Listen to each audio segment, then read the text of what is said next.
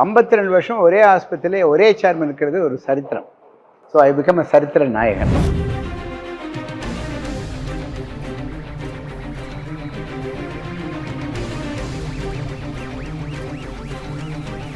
குறிப்பாக ஒரு ஹாஸ்பிட்டலுக்குள்ள வரும்போது ஒரு கவலையோட இருக்கக்கூடிய பேஷண்ட்ஸ் எல்லாம் பார்க்க முடியும். ஆனால் இங்கே இருக்கவங்க உங்களை பார்த்த உடனே ஒரு உற்சாகத்தோட வந்து பேசக்கூடிய காட்சிகளை எல்லாம் பார்க்குறோம்.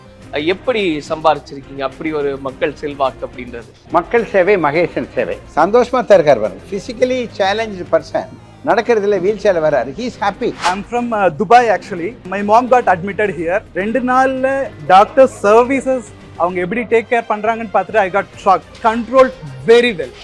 It's completely obvious. மனுஷர் நாங்கெல்லாம் மனுஷர் தான். ஆனால் we give guarantee 100% guarantee that we will do the best effort. That I am seeing really. கவியரசு கண்ணதாசன்ல ஆரம்பிச்சு நிறைய பெரிய ஆளுமைகள்லாம் இங்க வந்திருக்காங்க. ஆமாம்.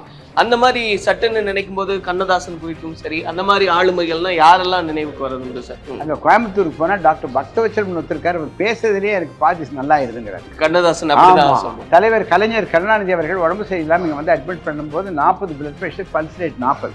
2 நாள் வைத்தியம் பண்ணி நல்லா வீட்டுக்கு போனோம்னா முரசொலி எழுதினார். கோவை சென்று வந்தேன் உயிர் பிழைத்தேன் எழுதுறார். யார்? கலைஞர் ஐயா அவர் சொல்றார். அப்துல் கலாம் அவர்கள் இங்கே வந்திருந்தார். அவருக்கு எப்படி நான் ஏழைகளுக்கு நீ வைத்தியம் பண்ணிட்டு இருக்கேன். அவர் மூலமாக 2005 எனக்கு பத்மஸ்ரீ அவார்டு கிடைச்சது. எல்லா விதமான டிபார்ட்மெண்ட் வச்சுருக்கோம். ஆனால் இந்த ஹார்ட் ஃபெயிலியர் கிளினிக்ங்கிறது இப்போ ஃபஸ்ட்டு ஆரம்பிச்சிருக்கோம். ஹார்ட் அட்டாக் வந்தால் உடனடியாக வைத்தியம் பண்ணோம்னா ஹார்ட் ஃபெயிலியர் வராது. இந்த கிளினிக்கு தினந்தோறும் நடக்கும்.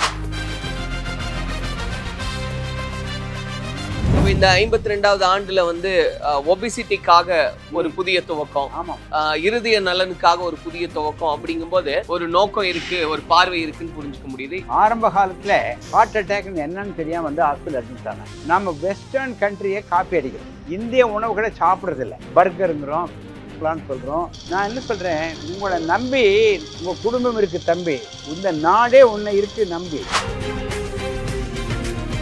அமெரிக்காவிலிருந்து வரும்பொழுது எங்கிட்ட 3 மிஷின் தான் இருக்கு. ஒரு இசிஜி மிஷின், ஒரு எக்ஸ்ரே மிஷின், ஒரு வென்டிலேட்டர் மிஷின், அவ்வளோதான். பேஷண்ட்ஸ் இல்லை. 10 பெட்டு, ஒரே ஒரு நர்ஸு, ஒரே ஒரு டாக்டர். அது எனக்கு மனசு கொஞ்சம் வருத்தமாக இருந்தது. முயற்சி திருவினையாக்கும், முயலாமை தோற்கும். ஒரு தகுதியான ஹாஸ்பிட்டல் நடத்த வேணும்னு கவர்மெண்ட் ஆஃப் இந்தியா நினைக்குதோ அந்த என்ஏபிஹெச் திறமையான அதே என்ஏபிஹெச் குவாலிட்டி நாங்கள் நடத்துகிறோம்.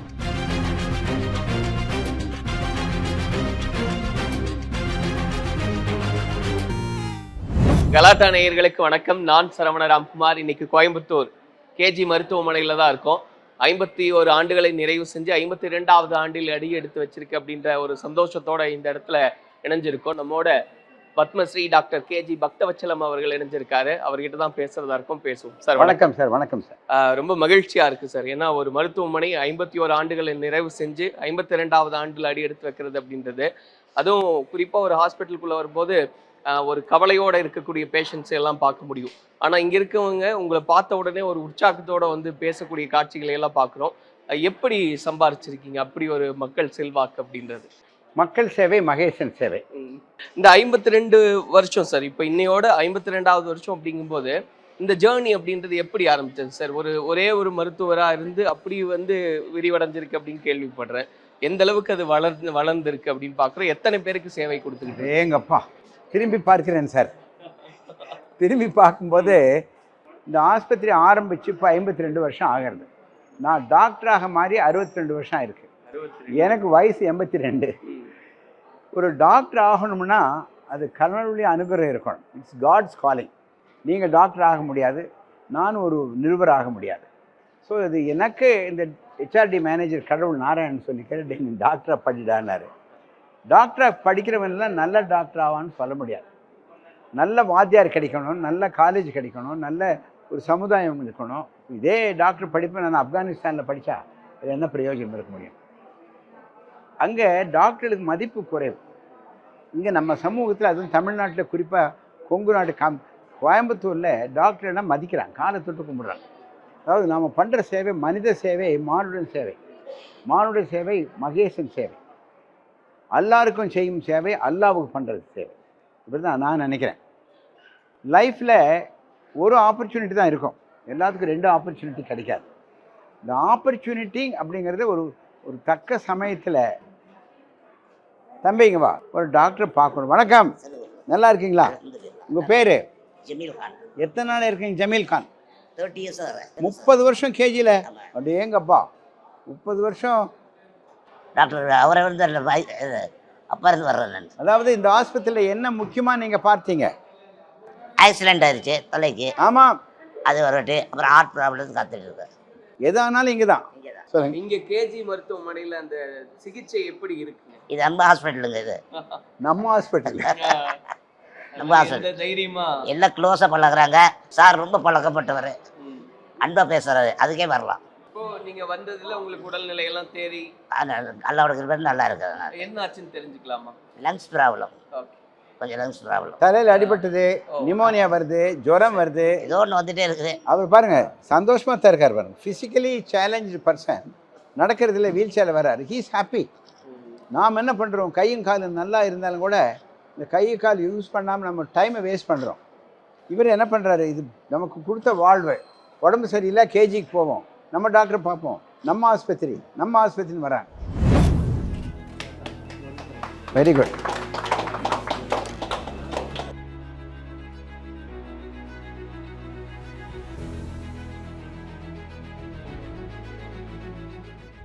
எல்லா விதமான டிபார்ட்மெண்ட் வச்சுருக்கோம். ஆனால் இந்த ஹார்ட் ஃபெயிலியர் கிளினிக்ங்கிறது இப்போ ஃபஸ்ட்டு ஆரம்பிச்சிருக்கோம். ஹார்ட் ஃபெயிலியர் கிளினிக்னால் கொஞ்சம் பேர்த்துக்கு ஹார்ட் பீட் ஆகாது, நல்ல பம்ப் அடிக்கிற கெப்பாசிட்டி இருக்காது. அதனால் ஃபெயிலிங் ஹார்ட். ஃபெயிலிங் ஹார்ட்டுக்கு என்ன பண்ணுறது அப்படின்னு தெரியாமல் அவங்களுக்கு ஏதோ மருந்து கொடுத்துட்ருக்காங்க. அது யூஸ்வலாக அதுக்கு லாஸ்டிக்ஸு, டிஜாக்சின் அந்த மாதிரி மருந்து கொடுப்பாங்க. இந்த கிளினிக்கு தினந்தோறும் நடக்கும். தினம் evening between 3 o'clock to 7 o'clock everyday, Monday, Tuesday, Wednesday, Thursday, Friday, Saturday 7 நாளும் நடக்கும். Sunday holiday. யார் வேணால் வந்து கன்சல்டேஷன் பண்ணிக்கலாம். கன்சல்டேஷன் பண்ணுறதுக்கு சார்ஜ் கிடையாது. ஆனால் அது இசிஜி எடுக்கணும், எக்ஸ்ரே எடுக்கணும், எக்கோ பண்ணணும்னா ஒரு 25% டிஸ்கவுண்ட் கொடுப்பாங்க. டிஸ்கவுண்ட் பண்ணி உங்கள் ஹார்ட் ஃபெயிலியர்னு கண்டுபிடிச்சால் அந்த ஹார்ட் ஃபெயிலியருக்கு உடனே நோட் பண்ணி ரெஜிஸ்டரில் ப்ரையாரிட்டி லிஸ்ட், வெயிட்டிங் லிஸ்ட், ரயில்வேயில் பண்ணுறோம்ல அது வெயிட்டிங் லிஸ்ட்டில் போட்டு வச்சுட்டா எப்போ தமிழ்நாட்டில் எங்கே இந்த கெடாவர் இந்த மாதிரி மூளைச்சாவு ஏற்பட்ட இளைஞருக்கு வந்தாங்கன்னா அந்த ஹார்ட் எடுத்து உங்களுக்கு வைக்கிறதுக்கு சான்ஸ் இருக்குது. பெண்களுக்கு ஹார்ட் அட்டாக் வருமா? பெண்களால் ஹார்ட் அட்டாக் வரும். நீங்கள் அவனை போய் நகை கேட்டு வைர கம்மல் கேட்டு அவன் என்ன பண்ணுவான் பாவம். லைஃப்பில் யாருக்கு வேணால் ஹார்ட் அட்டாக் வரும். 19 வயசுலேருந்து 95 வயசு வரைக்கும். 95 வயசுக்கு ஸ்டென்ட் போட்டார் டாக்டர் நித்யன். 19 வயசில் அருண்குமார் பைபாஸ் சர்ஜரி பண்ணார். ஹார்ட் அட்டாக் வந்தால் உடனடியாக வைத்தியம் பண்ணோம்னா ஹார்ட் ஃபெயிலியர் வராது. அதுக்காக ஹார்ட் ஃபெயிலியர் கிளினிக் ஒன்று எங்கள் வைஸ் சான்சலர் இனாக்ரேட் பண்ணியிருக்காரு. ஹார்ட் ப்ராப்ளம் வர்றதுக்கு முக்கியமான காரணம் உடம்பு பெருசு. 100 கிலோ 120 கிலோ கண்டதெல்லாம் சாப்பிட்றாங்க. குழந்தைக்கு சின்ன வயசுலேயே சாக்லேட் சாப்பிட்றாங்க. அந்த ஒபிசிட்டி, உடம்புல வெயிட் அதிகமாக இருக்குது, ஓவர் வெயிட்டாக இருக்குது, ரொம்ப குண்டாக இருக்கிறாங்கன்னு சொன்னால் அவங்களுக்கு 3 விதமான வியாதி வரும். ஒன்று மெட்டபாலிக் சிண்ட்ரோம்னு சொல்கிறது, ப்ளட் ப்ரெஷர் வரும், ஹார்ட் அட்டாக் வரும், மூளைக்கு போகிற ரத்த ஓட்டம் குறையும், தூங்கும்போது மூச்சு நின்று போகும், அப்ஸ்ட்ரக்டிவ் ஸ்லீப் அப்னியா. அதனால் இந்த குண்டாக இருக்கிறவங்களுக்கு வெயிட்டை குறைக்கிறதுக்காக இந்த கிளினிக் இன்றைக்கி ஆரம்பிக்கிறோம். கேஜி ஹாஸ்பிட்டலில். இதுக்கு பேர் ஒபிசிட்டி கிளினிக். அடே குண்டாக இருந்த பொண்ணு இவ்வளோ ஒல்லியாக போச்சா, வவ் எப்படியா பண்ண அப்படிங்கிறதுக்காக இந்த வவ் கிளினிக்னு பேர் வச்சுருக்கோம். வவ் கிளினிக் இது ஆரம்பித்தது டாக்டர் சரவணனும் மேடம் வசந்தி சேர்ந்து அதை ஆரம்பித்தாங்க. இது எல்லாருமே இங்கே வந்து பார்க்கலாம். டாக்டர் ஆகணும்னா கடவுள் ஆசீர்வாதம் வேணும்.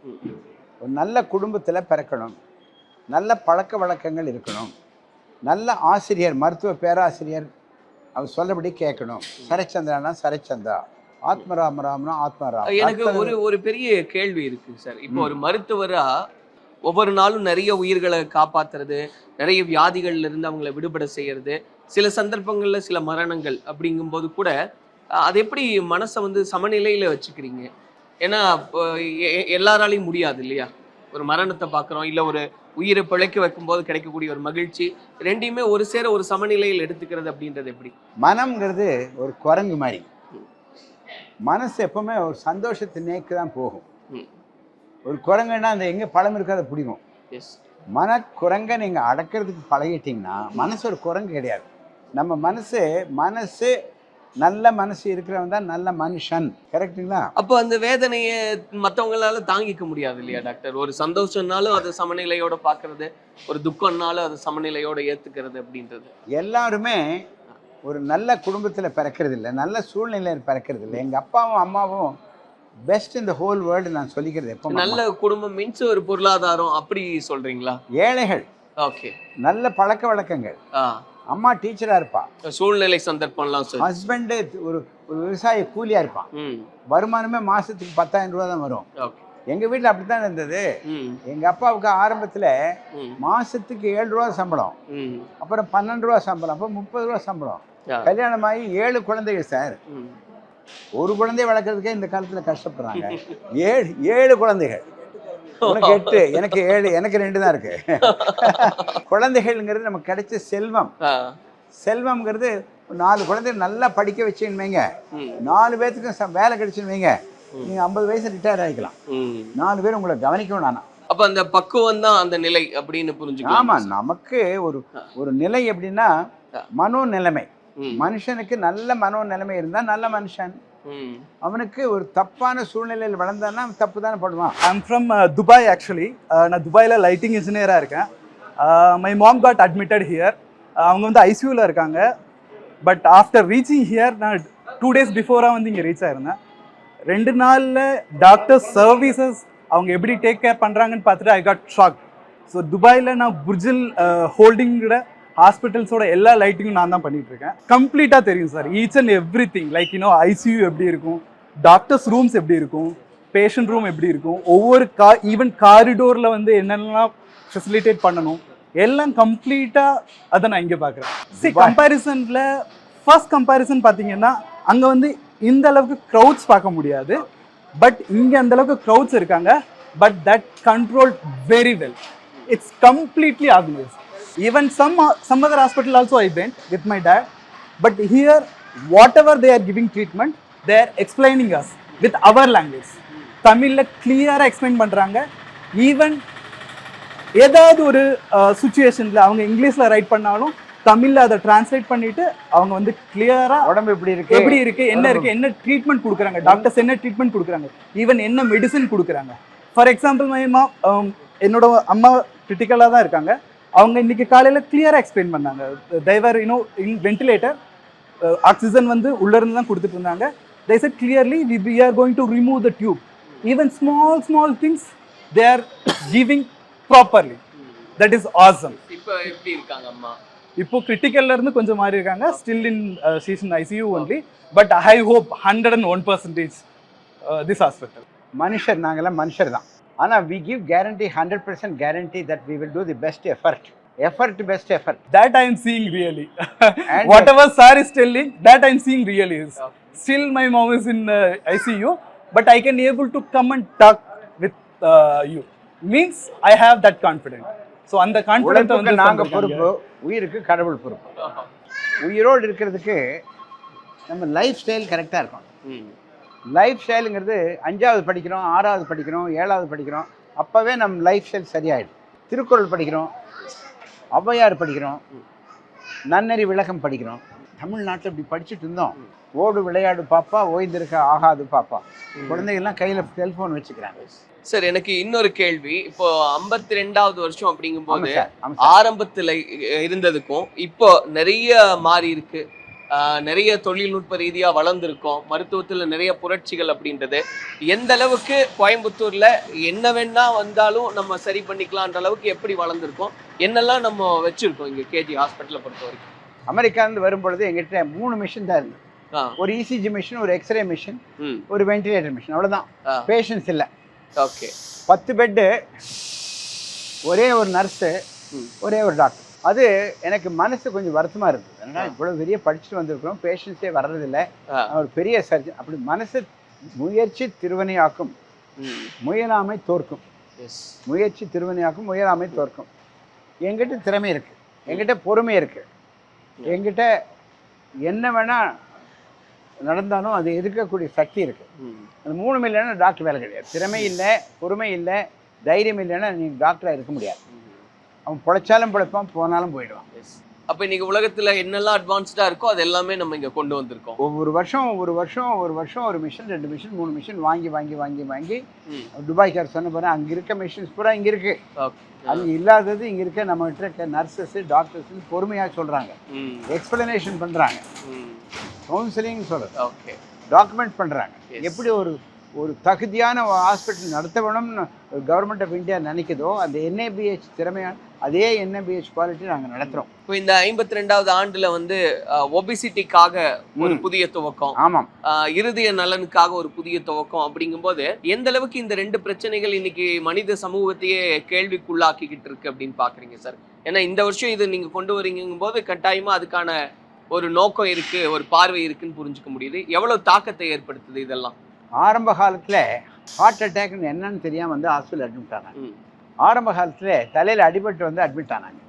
நமக்கு ஆக்சிடென்ட் நடக்காது, நமக்கு ஹார்ட் அட்டாக் வராதுன்னு நினச்சி பண்ணாங்க. நான் என்ன பண்ணேன், எல்லாத்துக்கும் விழிப்புணர்வு உண்டாக்குனேன், புக் எழுதினேன். இதயம் ஒரு கோயில் புக் எழுதி தலைவர் கலைஞர் கருணாநிதி ஐயா கிட்ட வாங்கி நீ எல்லாம் புக் எழுதுறான்னு கேட்டேன். நான் எனக்காக எழுதலைங்க, பேஷண்ட்ஸு ஹாஸ்பிட்டல் வராமல் இருக்கிறதுக்காக எழுதுறேன் அப்படின்னு தான் எழுதுறேன். இப்போ இன்னைக்கு சொன்னீங்களே 2 கிளினிக் ஆரம்பிச்சு, எங்கிட்ட 28 கிளினிக் இருக்கு. இது 29 30 கிளினிக். இந்த கிளினிக்ல என்ன பண்றோம்னா நம்ம வெஸ்டர்ன் கண்ட்ரியை காப்பி அடிக்கிறோம். இந்திய உணவுகளை சாப்பிட்றதில்ல. அமெரிக்காக்காரன் என்ன சாப்பிட்றோனோ அதை சாப்பிட்றோம். பர்கருங்கிறோம், சொல்றோம், கென்டக்கி ஃப்ரைட்ஸ், இதெல்லாம் நம்ம உணவு கிடையாது. 2 மணிக்கு பிரியாணி சாப்பிட்றோம், என்ன வேணா சாப்பிட்றோம். நம்ம வாழ்க்கை வாழ்றது இது வாழ்க்கை கிடையாது, இதெல்லாம் விளையாட்டு.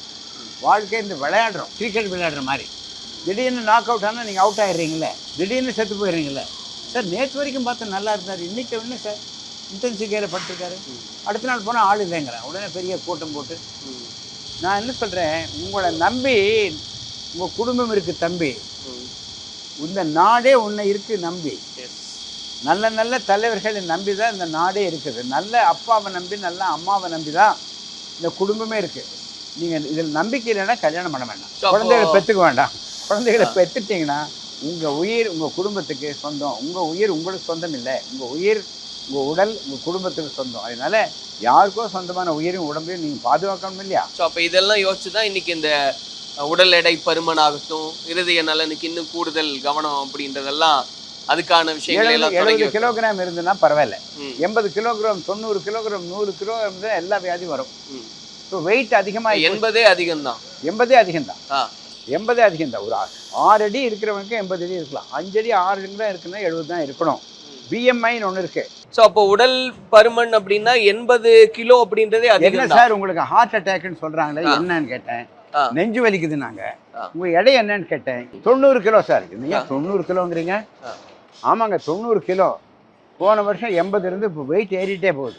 என்ன ஆகாரம் சாப்பிட்றீங்க? எல்லாமே சாப்பிட்றோம் சார்.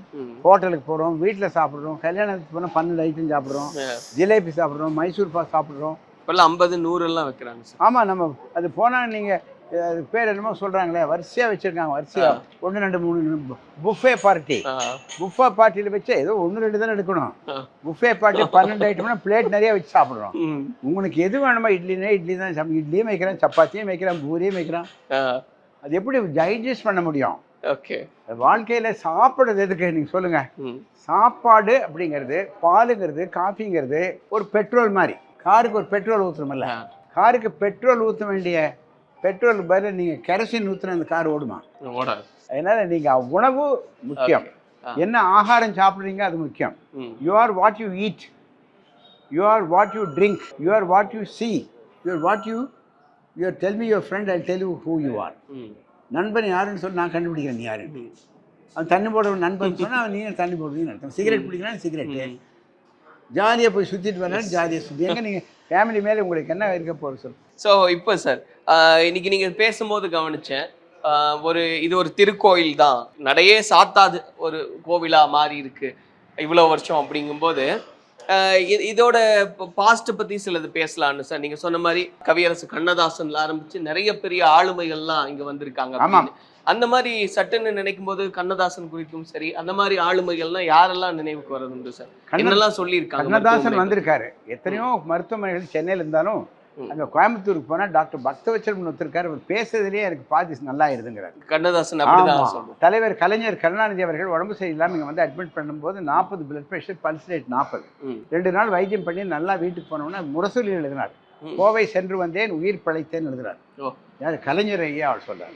அதே மாதிரி நல்ல சேனாபதி பட்டக்காரர்னு சொல்லி பெரிய அக்ரிகல்ச்சர் மினிஸ்டர் இருந்தார், அவரும் அதே மாதிரி தான் சொன்னார். வீரமணி ஐயா, வீரமணின்னு சொல்ல, நம்ம திராவிட கழகம், அவருக்கும் உடம்பு சரியில்லைன்னு இங்கே வந்தார். நிறைய பேர் இங்கே வந்து, சிவாஜி கணேசன் வந்துட்டு போயிருக்காரு, நிறைய பேர் வந்துட்டு போங்க. அதே மாதிரி இந்த விஸ்வ ஹிந்து பரிஷத்துடைய தலைவர் ஒருத்தருந்தார் அசோக் சிங்கல், அவருக்கு உடம்பு சரியில்லை இங்கே வந்திருக்காரு. எங்கள் அப்பாவுக்கு, எங்கள் அம்மாவுக்கு, எங்கள் அண்ணனுக்கு, யாருக்கு உடம்பு சரியில்லைன்னா இங்கே பண்ணுறோம். இப்போ மருத்துவ பயன் அப்படின்றத தாண்டி கூட மக்கள் ஜனாதிபதி அப்துல் கலாம் அப்படியான ஆளுமை, அந்த வருகை, அவங்களுடைய நினைவு, அதெல்லாம் எப்படி இருக்கு சார்? அப்துல் கலாம் அவர்கள் இங்கே வந்திருந்தார். என்ன இவ்வளவு நல்ல ஆஸ்பத்திரி நடத்துறீங்களே, எப்படி இந்த ஏழைகளுக்கெல்லாம் கண் ஆப்ரேஷன் இலவசமாக பண்ணுறீங்கன்னார். என்ன சார், கவர்மெண்ட்டு கொஞ்சம் பணம் கொடுக்குறோம், எங்கள் ட்ரஸ்ட்டு கொஞ்சம் பணம் கொடுக்குறோம். இது வரைக்கும் ஒரு 50,000 ஆப்ரேஷன் பண்ணியிருக்கோம், இப்போ 1 லட்சம் முடிச்சிட்டோம். அவருக்கு எப்படி, நான் ஏழைகளுக்கு நீ வைத்தியம் பண்ணிட்டு இருக்கேன், விட்டுறாத. ஏழைகளுக்கு வைத்தியம் பண்ணிட்டு இருக்கேன், நீ விட்டுறாத, கண்டினியூ பண்ண. ஏழைகளுக்கு கவனிக்கிறதுக்கு நிறைய ஹாஸ்பிட்டல் தேவை, கவர்மெண்ட்னால எல்லாம் பண்ண முடியாது. நல்ல private hospital, social responsibility, corporate social responsibility நீங்கள் பண்ணணும் அப்படின்னாரு. அவருக்கு ஒரு அவார்டு கொடுத்தோம். அவர் மூலமாக 2005 எனக்கு பத்மஸ்ரீ அவார்டு கிடைச்சது. பெரிய பெரிய பேர், பெரியவர், ஒரு நல்லவர், அவர் மூலமாக ஒரு அவார்டு வாங்குறது ரொம்ப பெருசு. நிறைய பேர் நம்மளை பார்க்குறாங்க, இவன் உண்மையிலே நல்லவன் தானான்னு பார்க்குறாங்க. கஷ்ட காலத்துலையும் நைட்டும் பார்க்குறோம் பார்க்குறாங்க. நடை சாத்தாத திருக்கோயில்னா என்ன அர்த்தம்னா, கோயிலுக்கு போகும்போது 10 மணிக்கு லாக் பண்ணிக்கிறாங்க. அங்கே இருக்க கடவுள் பேசுறதில்லை, நாம் கும்பிட்டு வந்துடுறோம். ஒவ்வொரு மனுஷனும் கடவுள் தான். Every person who is been brought into this world is a God's child. அந்த காட் சைல்டு நீங்கள் எப்போ உணர்றீங்களோ அப்போ நீங்கள் ராமகிருஷ்ண பரமஹம்சராக மாறிடுறீங்க, விவேகானந்தாவை மாறிடுறீங்க, இல்லை ரமண மகரிஷியாக மாறிடுறீங்க. நீங்கள் சாதாரண மனுஷன் நீங்கள் நினச்சிங்கன்னா சாதாரண மனுஷன், நீங்கள் அசாதாரணமான சக்தி இருக்கிறவன்னு நினச்சிங்கன்னா பாபா, ஷிரடி பாபா, சாய்பாபாவை மாறிக்கிறீங்க, மாதா அமிர்தானந்த மாயை மாறிக்கிறீங்க. நீங்கள் ஏன் சாதாரண மனுஷன் நினைக்கிறீங்க? அவங்க மனுஷன் தானே, அவங்களுக்கும் கை கால் தானே இருக்குது, அவங்களுக்கும் மூளை இருக்குல்ல. இப்போயே உங்கள் மூளையை கொஞ்சம் யோசனை பண்ணி ஒரு அனலைஸ் பண்ணுங்களேன். உங்கள் வாழ்க்கையை ஒரு தரம் பிடிச்சு பாருங்களேன். நான் என்ன வாழ்க்கை நடத்துகிறேன்? மிருக வாழ்க்கை நடத்துகிறேன்னா, சாதாரண மனுஷன் வாழ்க்கை நடத்துகிறேன்னா, இல்லை டிவைன் லைஃப் அப்படின்னு சொல்கிறோமில்ல, சுவாமி சிவானந்தா நடத்தினார் டிவைன் லைஃப் சொசைட்டி. அந்த மாதிரி டிவைன் லைஃப் நடத்துனீங்கன்னா எந்த கெட்ட பழக்கமும் உங்களுக்கு வராது. சார், இப்போ இந்த ஏஐ குறித்து பல்வேறு விஷயங்கள் பேசிக்கிட்டு இருக்காங்க. ஆமாம். இனி வரக்கூடிய காலத்துல எல்லாம் வந்து வெறும் ஒரு மெஷின் மட்டுமே போதும், அதுவே உடலை எல்லாம் சரி செஞ்சிரும்ன்றாங்க. இரவா நிலைக்கெல்லாம் போயிடுவோம், அந்த மாதிரியான ஆய்வுகள்லாம் நடக்குது அப்படின்றாங்க. ஸோ எதை நோக்கி உலகம் போயிட்டு இருக்குன்னு நினைக்கிறீங்க சார்? டிரைவர் இல்லாத கார் கண்டுபிடிச்சிருக்காங்க. ரொபாட்டிக் சர்ஜரி, வெளியே உட்காந்துட்டே ரோபாட்டில் நம்ம ஆப்ரேஷன் பண்ணக்கூடிய நிலைமை வந்துருக்கு. எந்த நிலைமை வந்தாலும் ஒரிஜினல் இன்டெலிஜென்ஸ்னு ஒன்று இருக்கு இல்லையா, உங்களுக்கு மூளை இருக்கான்னு கேட்குறாங்கல்ல. நம்ம ஒரிஜினல் இன்டெலிஜென்ஸ் வச்சு தான் இந்த கேமராவே பிடிக்க முடியும். இந்த ஒரிஜினல் இன்டெலிஜென்ஸ் வச்சுட்டு தான் நம்ம கம்ப்யூட்டரே தொட முடியும். Original intelligence with artificial intelligence is good. Original intelligence alone probably 50%. Add on AI, ChatGPT, then it becomes 100%. என்னுடைய வாக்கம் எதுனா, நம்மளுடைய கெப்பாசிட்டி 1%, இடைவிடாத உழைப்பு 49%. நம்ம கூட பார்ட்னராக கடவுளை சேர்த்திக்க வேண்டியது. ஹரே கிருஷ்ணா, ஹரே கிருஷ்ணா, நாராயணா, கோவிந்தா, அல்லா, ஜீசஸ் சேர்த்திட்டோம்னா அவங்க உங்களை தப்பு பண்ண விட மாட்டாங்க. கடவுள்னு நம்ம சொல்லலை, கடவுள் தன்மை வந்துடும். நான் கடவுளை பார்த்ததில்லை, நீங்களும் கடவுளை பார்த்ததில்லை. கடவுள் தன்மைங்கிறது எல்லாத்துக்கும் பரோபகாரமாக இருக்கிறது, காரூண்யமாக இருக்கிறது, அதுதான் கடவுள் தன்மை. அது வந்துச்சுன்னா நம்ம லைஃபே ஜாலியாக மாறும். ஹார்ட் ஃபெயிலியர் கிளினிக்குடைய கதாநாயகன் இங்கே இருக்கார். ஹார்ட் டிரான்ஸ்பிளான்டேஷன் 150-200 கேஸுக்கு அவர் பண்ணியிருக்கார். இந்த 150-200 கேஸ் பண்ணவருக்கு என்ன பண்ணுனா கரெக்டாக தெரியும், எந்த பேஷண்ட்டுக்கு என்ன வைத்தியம் பண்ணுறதுன்னு தெரியும். அந்த விஷயத்தில் இந்த டாக்டர் விக்னேஷ்ங்கிறவர் இங்கே வந்து சேர்ந்து ஹார்ட் ஃபெயிலியர் கிளினிக் ஆரம்பிச்சிருக்கார். ஹார்ட் ஃபெயிலியரை மேல்மூச்சு வாங்க, உடனே ஹார்ட் செக் பண்ணி பார்த்தா ஃபெயில் ஆகிருக்கும். ஹார்ட் பெருசாக வீங்கியிருக்கும், என்லார்ஜ் ஹார்ட். அதுக்கு இன்ஜெக்ஷன் ஃப்ராக்ஷன் குறைஞ்சிருக்கும். அதுக்கு இவர்கிட்ட செக் பண்ணிட்டீங்கன்னா நமக்கு வேறு வைத்தியம், அறுவை சிகிச்சை நல்லா பண்ணலாம். சொன்ன மாதிரி சார், இன்னைக்கு வந்து மருத்துவமனை முழுக்க சுற்றி காமிச்சிங்க, என்ன மாதிரியான மருத்துவ தரத்துக்கு நம்ம உயர்ந்திருக்கோம் அப்படின்றத பற்றியெல்லாம் பேசியிருந்தோம். நான் முன்ன கேட்ட மாதிரி இனி வரக்கூடிய நாட்களில் அந்த இரவா நிலை, ஏன்னா 100 வயசு வாழணும் அப்படின்றதெல்லாம் தாண்டிட்டோம். இப்போது இரவா நிலை அப்படின்றது சாத்தியமா? அது உங்களுடைய பார்வை என்ன? அதுக்கப்புறம் நான் நிறைவு கேள்வியோட முடிக்கிறேன். நான் எங்கேருந்து வந்தேன்னு கேட்டாங்க. நான் சொன்னேன், மேலே கடவுள் பக்கத்துலேருந்து வந்திருக்கிறேன். என்ன பண்ணிட்டு இருக்கேன்? சந்தோஷமாக இருக்கிறேன், மற்றவங்க சந்தோஷப்படுத்துகிறேன். எப்போ மேலே போகிறீங்க? அவர் கூப்பிட்டா மேலே போயிடுவேன். எப்படி போவீங்கன்னா, என் உடம்பு போகாது, என் ஆத்மா மட்டும்தான் போகும் அப்படின்னு சொல்லியிருக்கேன். போன ஜென்மத்தில் என்ன பண்ணீங்க எனக்கு தெரியாது, இந்த ஜென்மத்தில் என்ன பண்ணுறீங்க? நல்ல காரியம் பண்ணிகிட்ருக்கேன், நல்லவன் அப்படிங்கிற மனசில் பேர் எடுத்துகிட்டு இருக்கிறேன். லைஃப்புங்கிறது அவ்வளோதானுங்க. லைஃப்புங்கிறது வாழ்ந்து பார்க்க வேண்டும். மற்றவங்க லைஃப்பை நம்ம காப்பி அடிக்க முடியாது. We cannot do mimicry. மற்றவங்களை பார்த்து பொறாமப்படக்கூடாது. அப்ப நான் எப்படி புரிஞ்சுக்கிறேன் சார்? அப்போ வந்து பிறப்புன்னு ஒண்ணு இருக்குன்னா நிச்சயமா இறப்பு அப்படின்றது ஒண்ணு இருக்கு. இது எத்தனை வருஷமா ஒர்க் பண்ணுறீங்க? 36 வருஷம். கண்ணு, நீ எத்தனை வருஷம் ஒர்க் பண்ண? 30 வருஷம். ஒரே நிறுவனத்தில் இவ்வளோ நாள் இருக்கணும்னா அவங்களுக்கு பற்று வந்திருக்கு. They think that this is their organisation. He has been with me for 36 years. She has been with me for 30 years. இவங்க இருக்கிறனால தான் ஆஸ்பத்திரி நல்லா ஓடுது. டாக்டர்ஸ் இருக்கிறாங்க, போகிறாங்க, அது இல்லைன்னு சொல்லலை. Doctors are important, nurses are very important, technologies அதை விட இம்பார்ட்டன்ட். வாங்க உள்ளே போகலாம், வாங்க. CT scan, MRI, high end X-ray machine. இது 128 ஸ்லைஸ் சிடி ஸ்கேன் ஜெர்மனியில் பண்ணது. விலை 6 கோடி ரூபாய் ஆகுது. ஒரு 5 செகண்டில் 100 கட் பண்ணோம். 5 செகண்டில் 600 கட் பண்ணணும். 128 ஸ்லைஸ் சிடி ஸ்கேன். 5 செகண்டில் ஹார்ட் எல்லாம் பார்த்துடலாம், பிரெயினை பார்த்துடலாம். தலையில் அடிபட்டால் என்ன பண்ணுறது? ஸ்கேன் பண்ணணும். ஹார்ட் வெளி வந்தால் என்ன பண்ணுறது?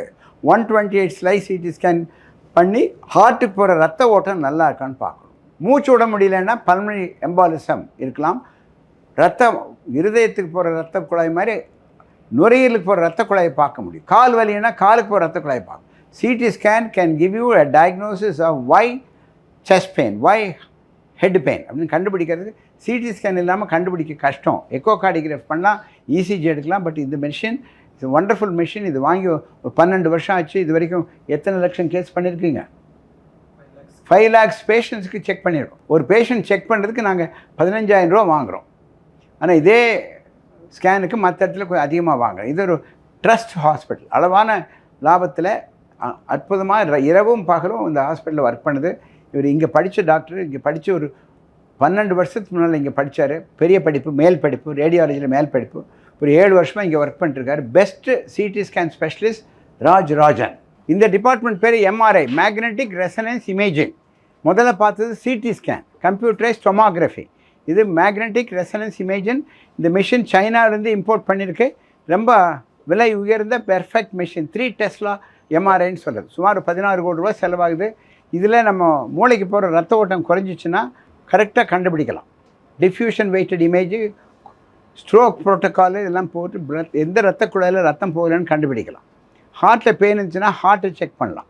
கேன்சர் சந்தேகம் வந்தால் கேன்சரை பார்க்குறதுக்கு அப்டாமல் கேன்சரை பார்க்குறது பண்ணலாம். பெண்களுக்கு கர்ப்பப்பையில் ஏதோ ப்ராப்ளம் இருந்தால் கர்ப்பப்பைக்கு பெல்வி ஸ்கேன் பண்ணலாம். மார்பகத்தில் கட்டி இருந்தால் பிரெஸ்ட் ஸ்கேன் பண்ணலாம். ஹார்ட்டுக்கு போகிற ரத்தம் கொஞ்சம் கம்மியாக இருந்ததுன்னா heart scan, viability scan, perfusion scan பண்ணலாம். The machine is a great boon for us, and this machine is so costly. We charge approximately 8,000 rupees for MRI. Joint சரியில்லைன்னா joint MRI பண்ணலாம். Orthopedic surgeons, semilunar cartilage, internal derangement knee, அதுக்கும் இது எடுக்கலாம். Best machine. இந்த hospital இந்த டிபார்ட்மெண்ட்டுக்கு தலைமை தாங்கிறது கருணாகரன்கிற doctor, பெரிய டாக்டர். அவர் இங்கிலாந்து அமெரிக்காலாம் போய் படிச்சுட்டு வந்திருக்காரு. அவரோட report most reliable report. Doctor Karunakaran, MRI specialist. நிறைவாக ஒரு கேள்வி சார். நீங்கள் 52 வருடங்கள் அப்படின்லாம் பேசும்போது இத்தனை மக்கள் வர்றாங்க, ஒரு நம்பிக்கையோடு இருக்காங்க. அப்படிங்கும்போது எல்லார் மனசுக்குள்ள ஒரு ஆசை இருக்க தான் செய்யுது. நான் தொடர்ச்சி அவங்கக்கிட்ட கேட்குற கேள்வி தான், மருத்துவமனைக்கே போகக்கூடாது, நான் நல்லாவே இருக்கணும், அதுக்கு மட்டும் ஒரு சீக்ரெட் சொல்லி அதை வைண்ட் அப் பண்ணிடலாம் சார். 52 வருஷமாக இந்த ஆஸ்பத்திரியில் வேலை பண்ணுறேன். 52 வருஷம் ஒரே ஆஸ்பத்திரியில் ஒரே சேர்மன் இருக்கிறது ஒரு சரித்திரம். ஸோ ஐ பிகம் அ சரித்திர நாயகன். எஸ். உடம்புல வியாதியே வராமல் இருக்கணும்னு சொன்னால் நீங்கள் காட்டில் போய் தவம் பண்ண வேண்டிய அவசியம் இல்லை. வீட்லேயே உட்காந்து தவம் பண்ணலாம். ஒரு 6 மணி நேரம் வேலை பண்ணலாம். ஒரு 4 மணி நேரம் நீங்கள் மெடிடேஷன் பண்ணலாம். ஒரு பிராணாயாமம் பண்ணலாம். வெஜிடேரியன் உணவே சாப்பிட்லாம். குக் பண்ணுற உணவு இல்லாமல் குக் பண்ணாத உணவை சாப்பிட்லாம். பச்சை உணவு, தேங்காய், ஈங்காய், பொரியல், கேரட்டு, பீட்ரூட் சாப்பிட்லாம். வெஜிடேரியன் ஐட்டம் சாப்பிட்டிங்கன்னா எந்த விதமான உயிருக்கு ஆபத்து வர்றதில்லை. ரோட்டில் போகும்போது பார்த்து நடக்கணும். ரொம்ப ஏமாந்தேன்னு உங்கள் மேலே அடிச்சிடுவான். முடிஞ்ச வரைக்கும் வீட்டிலேருந்தே ஒர்க் பண்ணுங்கள். எல்லாருக்கும் இந்த ஆப்பர்ச்சுனிட்டி வராது. ஒர்க் ஃப்ரம் ஹோம்ங்கிறது எல்லாத்துக்கும் வராது. தனிமையாக இருந்தாலும் தனித்திரு, பசித்திரு, விழித்திருன்னு சொன்னார். தனிமையாக இருக்கணும், யோசனை பண்ணலாம். விழித்திரு, நைட்டு 12-1 மணி வரைக்கும் விழித்திருக்கணும். காலையில் 4 மணிக்கு எந்திரிச்சுக்கணும். வயிறார சாப்பிடக்கூடாது. பாதி வயிறு சாப்பிட்டீங்கன்னா உயிர் கண்டிப்பாக 100 வயசு இருக்கலாம். ஸோ இதெல்லாம் ஃபாலோ பண்ணாலே நிச்சயமா 100 வயசு இருக்கலாம். நீங்கள் என்ன தொழிலுக்கு படிச்சீங்களோ அந்த தொழில் பண்ணணும். எந்த தொழில் உங்களுக்கு வருமானம் வருதோ அந்த தொழில் பண்ணணும். எந்த தொழில் பண்ணால் பொதுமக்களுக்கு உபயோகமாக இருக்குமோ அந்த தொழில் பண்ணணும். எந்த தொழில் பண்ணால் உங்கள் மனசு சாந்தியாக இருக்கோ, எப்போ ஒரு பேஷனேட் ஜாப் பண்ணீங்கன்னா 110 வயசு 20 வயசு இருக்கலாம். ரொம்ப சந்தோஷம் சார். இன்னைக்கு வந்து ஹாஸ்பிட்டலில் எல்லா இடங்களையும் பார்த்ததாகட்டும், உங்களோட பேசினதாகட்டும், எதுவுமே மறக்க முடியாததாக மாறி இருக்கு. ஒவ்வொரு முறையும் மருத்துவமனைக்கு வரக்கூடிய பயனாளர்களுக்கு மட்டும் இல்லை, வீடியோவில் பார்க்கக்கூடிய லட்சக்கணக்கானவர்களுக்கும் நிறைய அறிவுரைகள் மூலிமா அவங்களுடைய வாழ்க்கையை நெறிப்படுத்திக்கிட்டே இருக்குங்க. இன்னும் பல 100 ஆண்டுகள் இந்த மருத்துவமனை சிறக்கட்டும், இன்னும் பலருக்கு இதனுடைய சேவை போய் சேரட்டும்னு எங்களுடைய கலாட்டா சார்பாக வாழ்த்துக்களை. 95 வயசு இருந்து வேதாதிரி மகரிஷி சொன்னார். 95 வயசு அவர் மற்றவர்களுக்கு சொல்லிக் கொடுத்தார். அவர் பார்த்து எங்கள் ஹாஸ்பிட்டல் அட்மிட் ஆகிருந்தார். அண்ணா உங்கள் மூலமாக நிறைய நான் மாறிட்டேங்க அப்படின்னு. இல்லைப்பா நீ நிறைய பேர் மாற்றிருக்கேன் அப்படின்னாரு. நாம் மாறினா தானே உலகத்தை மாற்ற முடியும். நாமளே பழைய ஆளாக இருந்தோம்னா எப்படி உலகத்தை மாற்றுறோம்? மகரிஷி சொன்னது, அவர் சொன்னது. உன்னை நீ மாற்று, மற்றவர்கள் தன்னை போல உன்னை பார்த்து மாறுவார்கள். நீ மற்றவர்களை மாற்றுவதற்கு முயற்சி செய்யாத. யாரையும் மாற்ற முடியாது. அவனா தேர்ந்தெடுத்து மாறினால ஒழிய அது மாற்றம் நிகழ. வாழ்க்கை மாறும், நிலைமை மாறும், நம்ம நாடும் மாறும், நாமும் முன்னேறுவோம் என்ற நல்ல செய்தியை சொல்லிவிட்டு வாழ்க வளமுடன், வாழ்க வளமுடன் என்று சொல்லி முடிக்கின்றேன். வணக்கம். நன்றி சார். நமஸ்காரம் சார். Thank you sir.